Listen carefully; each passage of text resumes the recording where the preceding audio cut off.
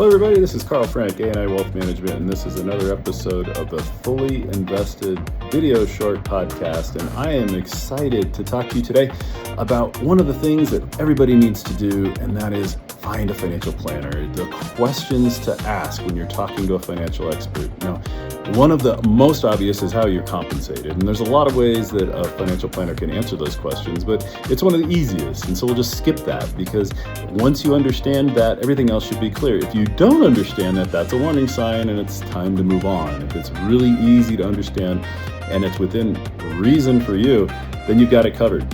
But here's some uncommon questions that you might want to ask your financial advisor, and the first one is, how is your money invested? And a lot of financial planners might not have a good answer to that. A lot of them might say something you don't want or didn't expect. And so the answer to that could be really surprising. It could be really, really fun. Another question is, on average, how much do clients have invested in equities in the market? How much do you have clients that are invested in other things, like if this planner offers an annuity or a life insurance product or some of these more complicated investments, how much do they offer that? And get an idea of whether that fits your needs or not. Now, you don't need to know anything about the products. It's just kind of an idea. There's some uncommon questions to ask a financial planner. Another question is, how many clients do you have? Pretty obvious, right? How much money do you have? How much money do you have under management? Not necessarily a personal question. You can ask how much money you have. I mean, maybe they'll answer. Maybe they'll just say it's none of your business, and it, quite frankly, probably isn't. But there's some uncommon questions you can ask. Another one is, the level of service that they provide. They might have a wonderful set of brochures or a way to explain that to you. But one of the ways you can get at that is, what is the most difficult situation you faced this week or this month or in a very recent period of time? What is that unique situation? They should be able to share that with you.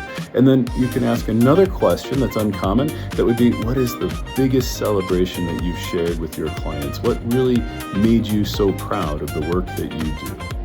The final question, the uncommon question that often reveals a lot more than what you've ever known before, would be, what else should I have asked?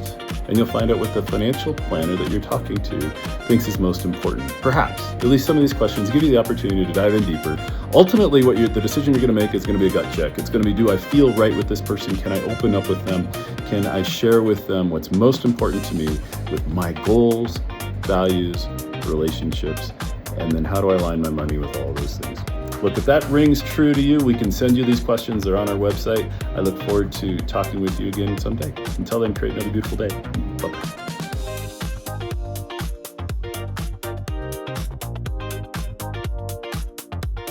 For general educational purposes only, not individualized investment, tax, or legal advice, investing involves risk. Full disclosures, assetsandincome.com/disclosures.